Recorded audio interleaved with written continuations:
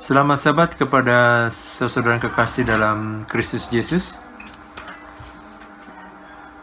Kembali kita diizinkan oleh Allah Bapa untuk berkumpul di Sabat ini untuk mendengarkan firman Tuhan. Dan saat ini saya akan menyampaikan tema dengan judul Harta yang Terpendam. Sebelum kita mendengarkan firman Tuhan sehubungan dengan harta yang terpendam, baiklah kita berdoa. Allah Bapa kami yang berada dalam kerajaan surga, terima kasih Bapa atas segala berkat dan perlindungan-Mu. Terima kasih atas kasih karunia dan damai sejahtera yang telah Engkau berkenan anugerahkan di dalam kehidupan kami. Bapa, kami akan mendengarkan firman-Mu. Berikanlah kami roh hikmat dan roh pengertian sehingga kami boleh memahami dan mengerti akan firman-Mu. Di dalam nama Putra-Mu, Juru Selamat dan Penebus kami, Tuhan Yesus Kristus, kami berdoa. Amin. Saudara-saudara yang kekasih, tema harta yang terpendam ini adalah seperti yang tertulis dalam Matius 13 ayat 44, di mana Tuhan Yesus berkata, bahwa hal kerajaan surga itu seumpama harta yang terpendam di ladang, yang ditemukan orang lalu dipendamkannya lagi. Oleh sebab sukacitanya pergilah ia menjual seluruh miliknya lalu membeli ladang itu. Pada zaman dahulu, untuk mengatasi pencurian dan perampokan, banyak orang menyembunyikan hartanya di dalam tanah atau di ladangnya supaya menghindari pajak yang tinggi dan juga untuk menghindari akibat peperangan, yaitu perampasan oleh tentara-tentara yang memenangi peperangan tersebut. Yang menjadi masalah adalah ketika orang tersebut menanam hartanya di dalam tanah atau ladang, terkadang pemiliknya lupa di mana letak tanah tersebut, atau pemiliknya meninggal dunia, atau pemiliknya masuk penjara, atau pemiliknya menjalani hukuman pengasingan. Sehingga akhirnya orang lainlah yang bukan pemiliknya yang menemukan harta terpendam di tanah tersebut. Dan pada zaman Tuhan Yesus Kristus sudah menjadi hal yang umum di mana banyak orang menemukan di tanah yang terlantar berupa mata uang yang lama, emas maupun perak. Ketika seseorang menyewa tanah untuk dikerjakannya, dan ketika dia membajak tanah tersebut dengan lembu, maka harta yang terpendam tersebut akan tergali.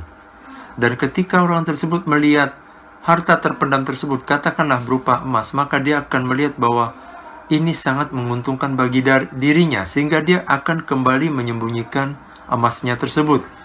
Lalu orang tersebut menjual seluruh miliknya untuk membeli tanah atau ladang. Dan apa yang dilakukannya membuat keluarga dan teman-temannya mengatakan bahwa dia adalah orang yang tidak waras. Tetapi orang ini tahu apa yang dilakukannya, di mana keluarga maupun tetangga-tetangganya tidak mengetahuinya.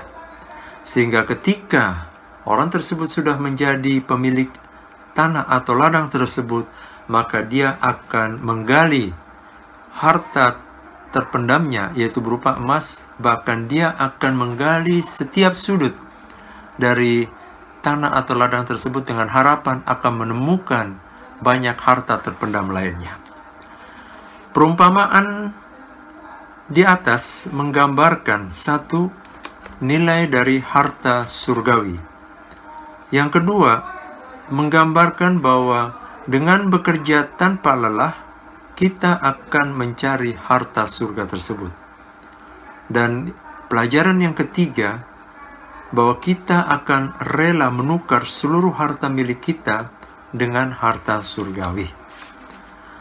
Kesimpulan gambaran di atas itu tergambar dalam satu kalimat, yaitu tidak ada pekerjaan yang terlalu berat dan tidak ada pengorbanan yang terlalu mahal untuk harta kebenaran, untuk harta surgawi. Tanah atau ladang menggambarkan Alkitab, dan harta surgawi atau harta emas yang ada di ladang atau tanah tersebut menggambarkan kebenaran. Bagaimanakah Alkitab dan kebenaran itu sampai tersembunyi? Ya. Ladang dan harta surgawi, yaitu Alkitab dan kebenaran, tersembunyi karena satu, kita menganggap diri kita sendiri bijaksana. Yang kedua, kita menganggap bahwa ajaran-ajaran lainnya, ajaran-ajaran filsafat atau pengertian-pengertian yang kita dapat dari buku-buku lain selain Alkitab merupakan hal yang sangat tertinggi dibandingkan dengan Alkitab. Sehingga Alkitab dan kebenaran atau ladang dan harta surgawi tersebut tersembunyi dari kita.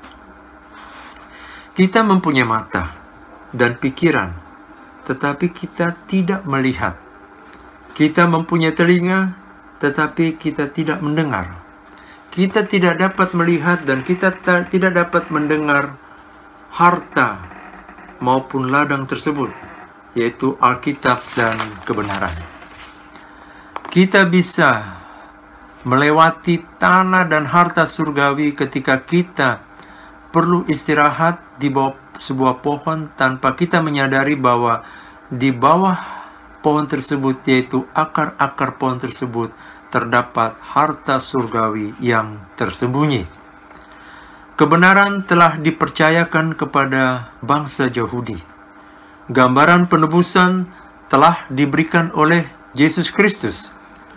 Namun, ketika Tuhan Yesus Kristus datang, maka bangsa Yahudi tidak mengenalnya. Dan itu bisa terjadi pada kita. Allah Bapa tidak pernah menyembunyikan kebenaran dari kita, umatnya. Tetapi kita sendirilah yang membuat harta kebenaran itu menjadi samar-samar. Kristus telah memperkenalkan dirinya kepada bangsa Yahudi sebagai Mesias. Namun bangsa Yahudi mengerti dengan pasti bahwa ketika mereka menerima Kristus Yesus sebagai Mesias, maka mereka harus meninggalkan harta-harta duniawinya, berupa tradisi, berupa kesukaan-kesukaannya, berupa perbuatan-perbuatannya yang mementingkan diri sendiri. Karena harta surgawi tidak mengenal hal-hal tersebut. Bangsa Yahudi mengakui dan percaya kepada perjanjian lama. Tetapi bangsa Yahudi menolak kehidupan dan tabiat Tuhan Yesus Kristus. Bangsa Yahudi menolak anugerah surgawi yang begitu luar biasa.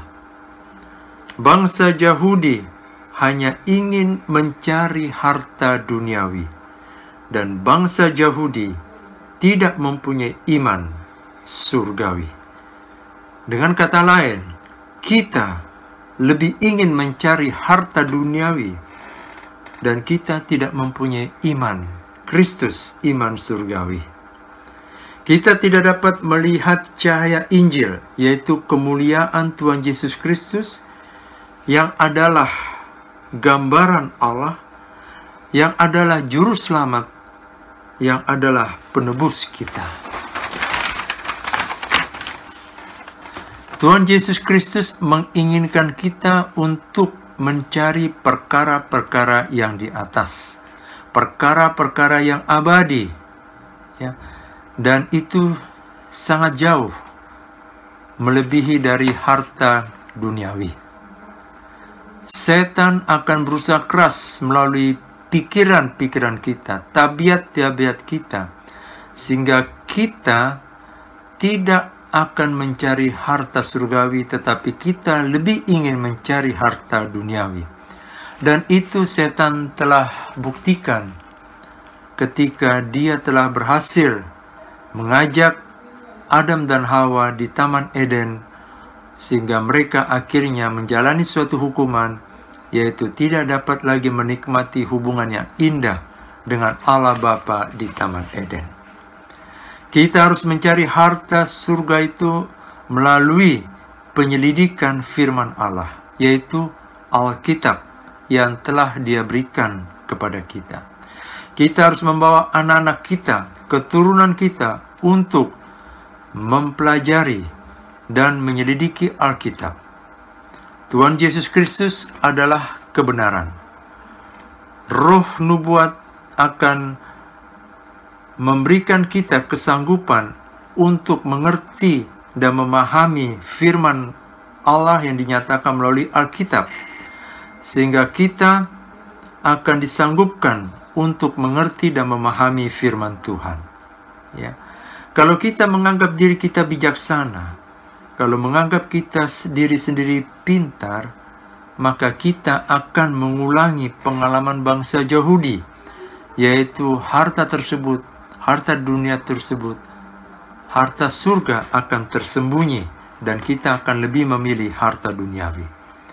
Firman Allah tidak memerlukan sinar pelita dari dunia, karena firman Allah adalah terang untuk dirinya sendiri. Kemuliaan Allah akan dinyatakan dengan sangat-sangat jelas. Kita jangan malas, harus dengan rajin, seperti seorang pekerja tambang menggali tanah, mencari harta terpendam. Kita harus rajin untuk membaca firman Tuhan, untuk mempelajari firman Tuhan, untuk menyelidiki firman Tuhan. Karena keselamatan kita sangat bergantung kepada pengenalan kita terhadap kebenaran itu sendiri, yaitu kebenaran yang tertulis di dalam Alkitab.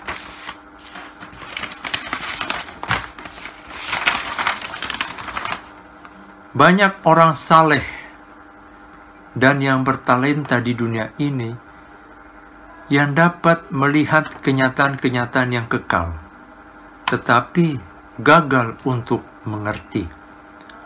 Roh pengertian artinya adalah penurutan terhadap hukum-hukum Allah. Dan ini dapat kita dapatkan hanya dengan kalau kita memiliki kerendahan hati. Bukalah hati dan pikiran kita sehingga kita dapat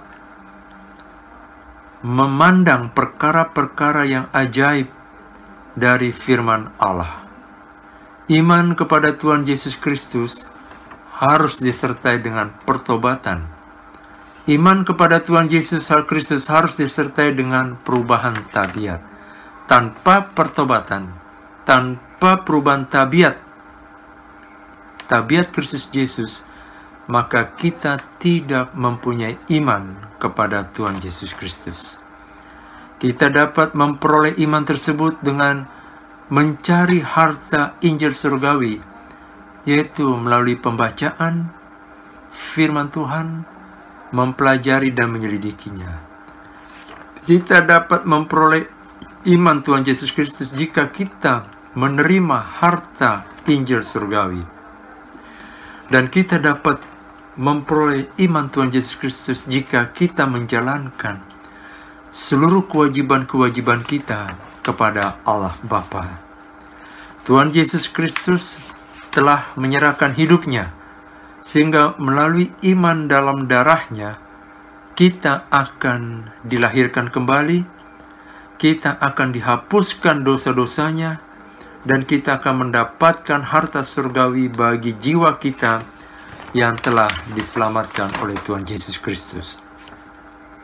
Roh Kudus akan menerangi kebenaran-kebenaran dalam firman Allah yang ada dalam Alkitab, ketika kita membaca, mempelajari, dan menyelidiki Alkitab. Hanya Roh Kudus yang akan menerangi kebenaran tersebut. Penurutan kepada firman Tuhan sangat penting untuk mengerti rencana-rencana pemerintahan Allah Bapa. Suatu pelajaran yang terukir dalam pikiran dan jiwa kita adalah pengenalan akan Allah Bapa dan pengenalan kepada Tuhan Yesus Kristus yang diutus oleh Allah Bapa. Pengetahuan akan belas kasihan Allah Bapa dan Tuhan Yesus Kristus akan mengubah kita ke dalam peta Allah.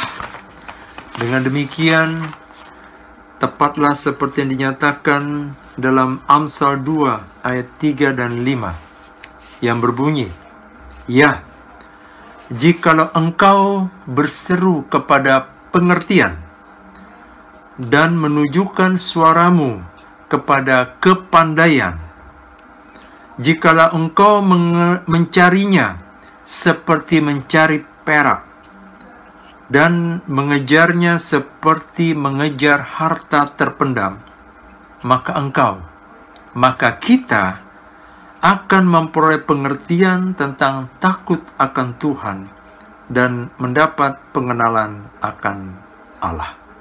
Sekali lagi, dengan sedikit variasi, saya gantikan dengan kata-kata kita.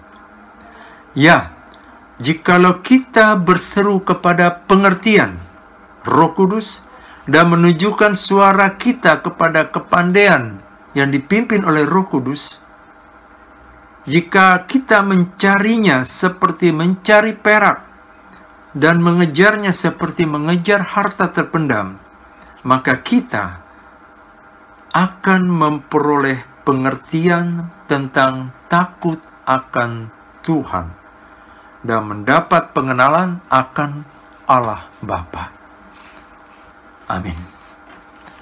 Bapa di surga, terima kasih atas firman-Mu yang mengajarkan kepada kami bagaimana kami dapat memperoleh harta terpendam yang terdapat di dalam Alkitab yang Kau anugerahkan kepada kami.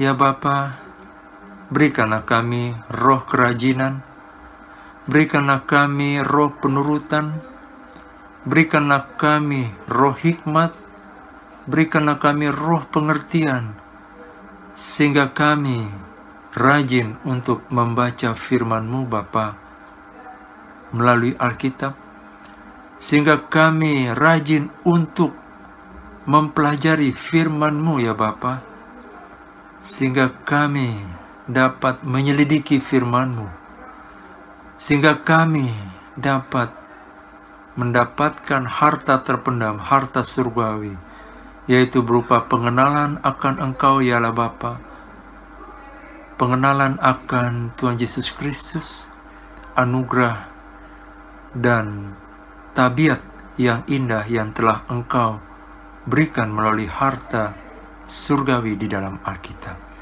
Terima kasih Bapa atas pelajaran yang sangat indah pada malam ini. Di dalam nama Putra-Mu Juru Selamat dan Penebus kami, Tuhan Yesus Kristus kami berdoa. Amin. Terima kasih Anda telah menyaksikan video yang telah disediakan oleh Departemen Komunikasi Gereja Masih Advent Hari ke-7 Kewang Pertama. Jika Anda menyukai video ini, silakan like dan subscribe YouTube channel kami, karena subscribe itu gratis. Tuhan memberkati.